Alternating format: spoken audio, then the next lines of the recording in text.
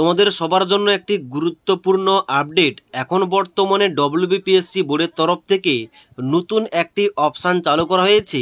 যারা তোমরা clerkship part 1 পরীক্ষায় পাস করেছো, তোমরা যারা খুঁজে পাচ্ছ না তোমাদের রোল নাম্বারটা, তোমাদের সবার জন্য কিন্তু নতুন একটা অপশান চালু করা হয়েছে। তোমরা আগে যারা প্রবলেম ফেস করছিলে, তোমাদের সবার জন্য এখন বর্তমানে ডব্লিউবিপিএসসির অফিসিয়াল ওয়েবসাইটে এখানে যখন তোমরা আসবে, আসার পর ডান দিকে রয়েছে ক্যান্ডিডেট কর্নার অপশান।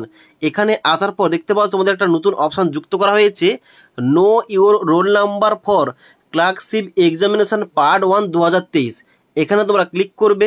ক্লিক করার সঙ্গে সঙ্গে এখানে রয়েছে ক্যান্ডিডেট ডিটেল সার্চ, যার মধ্যে ক্যান্ডিডেটস ফার্স্ট নেমের জায়গায় তোমাদের নামটা বসিয়ে দেবে, তারপরে ফাদার্স নেমের জায়গায় এখানে ফাদার ফার্স্ট নেমটা বসিয়ে দেবে এবং নিচে রয়েছে ডেট অফ বার্থ। এখানে তোমার ডেট অফ বার্থটা সিলেকশন করবে।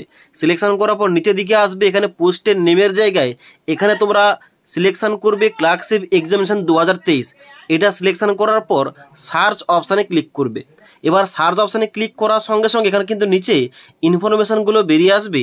যেমন প্রথমে রয়েছে ক্যান্ডিডেট নেমের জায়গায় তোমাদের পুরো নাম দেখাবে, ফাদার নেমের জায়গায় তোমাদের পুরো বাবার নামটা দেখাবে এবং তারপর রয়েছে এনরোলমেন্ট আইডি, যেখানে তোমাদের এনরোলমেন্ট আইডি শো করবে এবং ডান দিকে শো করবে তোমাদের রোল নাম্বারটা।